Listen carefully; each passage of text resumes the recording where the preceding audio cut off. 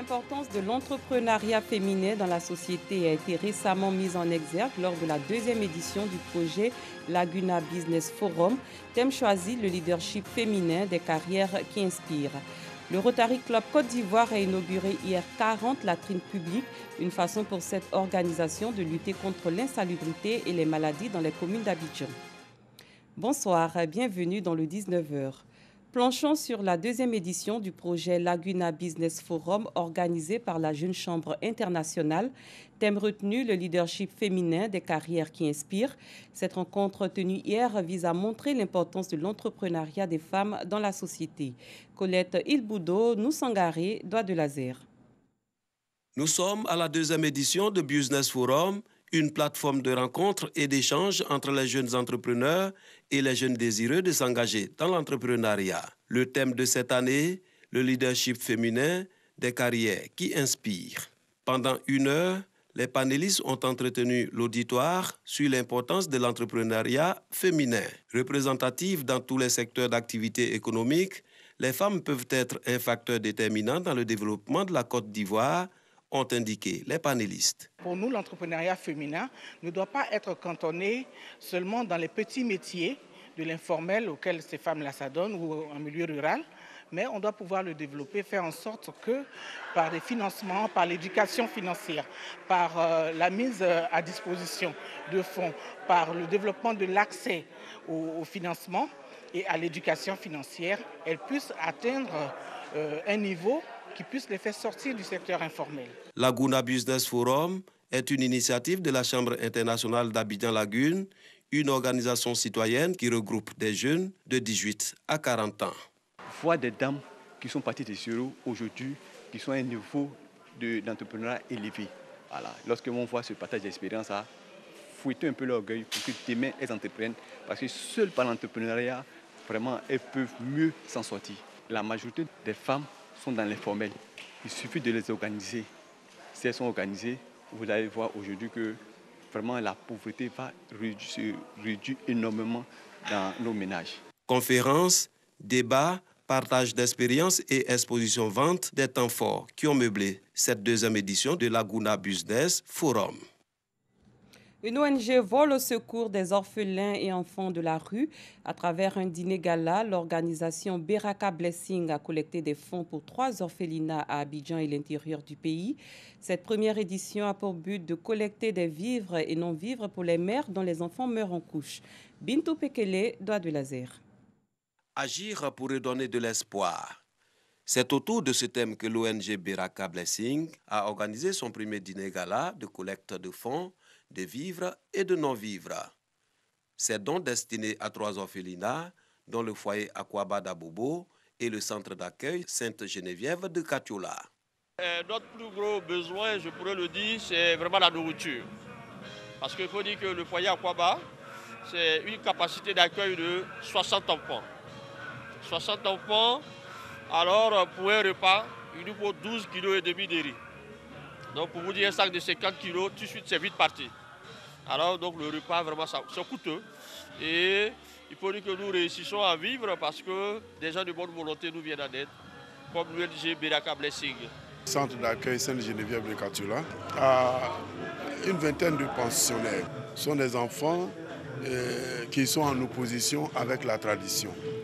Bon, et donc un enfant dont la maman meurt en couche ne peut pas vivre, n'a pas le droit de vivre parce qu'on le tient pour responsable de la mort de sa maman. C'est une prise en charge intégrale, complète, depuis la nourriture au soin jusqu'à la formation.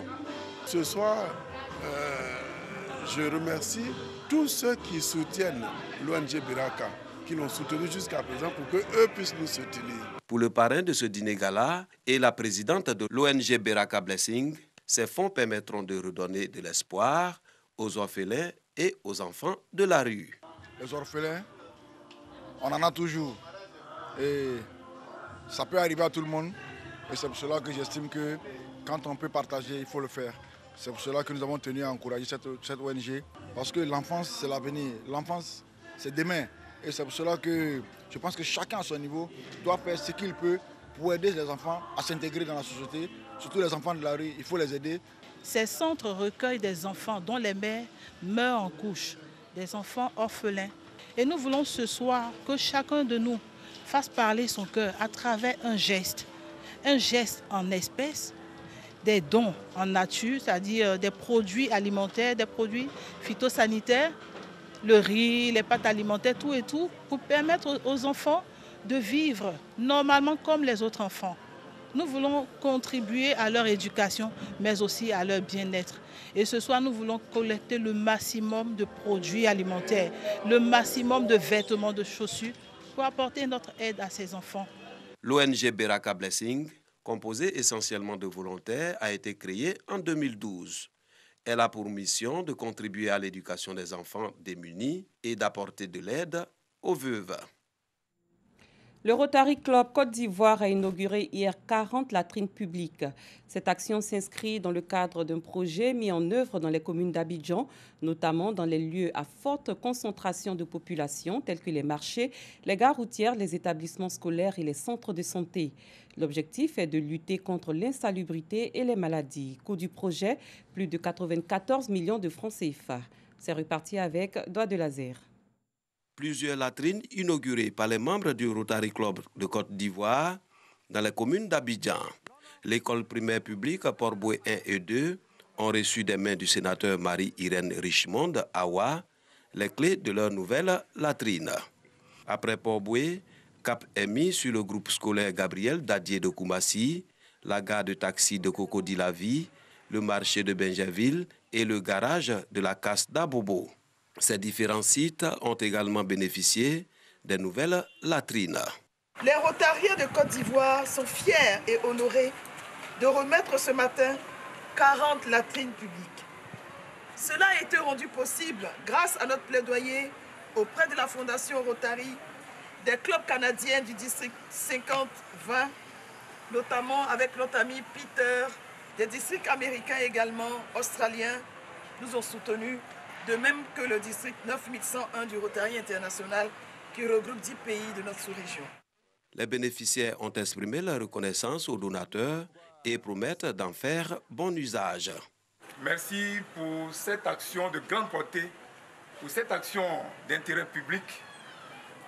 Et je puis vous dire que ça vient au bon moment. Parce que et les élèves et les enseignants en ont besoin. Et je vous rassure en même temps que nous en ferons bon usage. On vous remercie au fond du cœur. C'est certes donc vraiment, pour nous en tout cas, c'est comme un meuble. Et on ne peut jamais oublier dans notre vie aussi. Ce projet de distribution de latrines, initié par le Rotary Club de Côte d'Ivoire, est dénommé Eau et assainissement. Il s'inscrit dans le cadre de l'axe stratégique numéro 3 de l'organisation.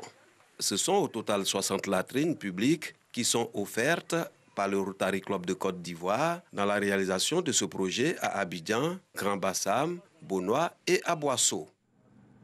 La Fédération des familles pour la paix mondiale et l'unification a tenu dimanche dernier une cérémonie nationale de prière en la mémoire des disparus des crises qu'a connu la Côte d'Ivoire. La cérémonie, parrainée par le sénateur Manou Bikweli, s'est tenue à l'hôtel du district au Plateau. Elle vise surtout l'enracinement de la paix dans le pays. Théodore Zouzou, Issaïou. Demander la clémence de Dieu, permettre aux âmes des personnes décédées lors des différentes crises sociopolitiques de reposer en paix, renforcer la cohésion sociale et la paix dans le pays. Ces objectifs ont amené la Fédération des familles de la paix mondiale et l'unification en Côte d'Ivoire à initier une séance de prière. Tous ceux qui se sont vus arracher leur vie pendant nos différentes crises sont dans le monde spirituel, avec un cœur qui contient des sentiments. Que nous les vivons, nous puissions les confier à Dieu pour apaiser leur cœur, pour qu'il nous aide à faire la paix et la réconciliation en Côte d'Ivoire. Une initiative qui acquiert l'adhésion des autorités religieuses traditionnelles et des parents des disparus. Notre pays a été éprouvé. Mais à un moment donné, il faut savoir s'arrêter et regarder dans le rétroviseur ce qui est arrivé dans le passé pour préparer le futur. Cette cérémonie, c'est une cérémonie que vraiment la Côte d'Ivoire devait attendre depuis longtemps. Nous croyons à 100% que la paix pas venir parce que la paix commence d'abord dans l'esprit. Je suis très heureux, n'est-ce pas, que cet événement ait lieu et que nous ayons prié pour notre nation. J'ai tout pardonné. Et je demande aussi à mes frères et sœurs de pardonner. Pour éviter que la Côte d'Ivoire ne sombre encore dans une telle violence, le sénateur Manoubi Kweli fait des propositions. Les ambassadeurs de paix, les chefs coutumiers, les rois et les chefs religieux doivent maintenant se lever, aller vers Mme Alassane Ouattara et Mme Bédié pour les saisir, pour que nous essayions de rapprocher Henri Konan Bédié et Alassane Ouattara. Pour le représentant de la ministre Mariatou Kone, cette séance de prière permet de réconcilier les Ivoiriens. C'est l'ensemble des initiatives mises bout à bout qui finissent par faire effet boule de neige et puis qui finissent par implanter une paix durable en Côte d'Ivoire. La Fédération des familles de la paix mondiale et l'unification est née le 12 août 2014 en Corée. La section ivoirienne a pour ambition d'éveiller les consciences et encourage l'adoption de comportements de paix et de cohésion sociale, gage de tout développement. Rendons-nous à San Pedro. 392 élèves maîtres de la 4e promotion du CAFOP supérieur ont fait leur sortie de fin de formation théorique et devront passer une autre année de pratique sur le terrain. Le baptême de promotion porte le nom du préfet de région de San Pedro. La cérémonie a eu lieu vendredi dernier dans la dite ville. Sam Konon. Baptême de la 4e promotion du CAFOP supérieur de San Pedro, avec comme parrain Koulibaly Ousmane, préfet de région, préfet du département de San Pedro, qui a prodigué quelques conseils à ses filleuls au nombre de 392, dont 213 filles, soit 54,33%. Dans votre vie de tous les jours, il vous faut ainsi faire preuve de discipline, de ponctualité, de rigueur, d'intégrité, mais aussi et surtout d'humilité. Au moment où vous quittez cette école, vous devez garder en mémoire sa devise: être bien formé pour mieux former. Et moi, j'ajouterai être bien formé pour mieux servir. Depuis 2015, date de sa création, le Centre d'animation et de formation pédagogique de San Pedro a formé à ce jour 1731 élèves maîtres dans les matières suivantes. Ils ont été initiés lors de leur formation aux techniques et procédés didactiques, de la tenue correcte et efficace d'une classe et d'une école primaire. De plus, ils sont abreuvés de notions pédagogiques et psychopédagogiques en vue de la conduite méthodologique des enseignements. La direction régionale de l'éducation nationale de San Pedro présente un déficit d'enseignants du primaire pour l'année académique à venir. C'est donc le lieu pour le directeur régional Albert Ouamena Bosso de faire un plaidoyer. Ici dans la région de San Pedro, nous avons un besoin de 183 instituteurs. Ces élèves maîtres qui vont sortir seront pour toute la Côte d'Ivoire. Mais nous sommes en train de prier et d'espérer pour avoir vraiment 183 instituteurs pour combler définitivement notre déficit au niveau de la région de San Pedro. Les 10 meilleurs élèves maîtres de cette 4e promotion ont reçu chacun une récompense. Pour l'année scolaire 2019-2020, ils seront affectés dans les salles de classe pour tester leurs connaissances. Ailleurs, la foule a de nouveau envahi les rues de Hong Kong aujourd'hui en signe de protestation contre le gouvernement pro-Pékin du territoire semi-autonome pour le 7e week-end d'affilée de manifestations. La police a fait usage de gaz lacrymogène et de balles en caoutchouc pour disperser des groupes de protestataires. Hong Kong, plongé dans une crise politique majeure, est le théâtre depuis le 9 juin dernier de gigantesques manifestations marquées de façon sporadique par des affrontements violents entre des contestataires radicaux et la police. En Ukraine, le parti du président Zelensky arrive en tête des législatives avec 44% des voix. Les Ukrainiens étaient appelés aux urnes ce dimanche pour des élections législatives anticipées qui pourraient permettre au président Volodymyr Zelensky, élu en mai, de renforcer son pouvoir et ainsi d'œuvrer au changement qu'il a promis dans un pays marqué par la guerre. Volodymyr Zelensky, ancien acteur de séries télévisées sans aucune expérience politique, a créé la surprise en remportant largement l'élection présidentielle de mai dernier. Il a promis de lutter contre la corruption et d'améliorer la qualité de vie des Ukrainiens dont le pays est l'un des plus pauvres d'Europe. Fin de cette édition. Merci de l'avoir suivi. Très bonne soirée. Je vous retrouve demain.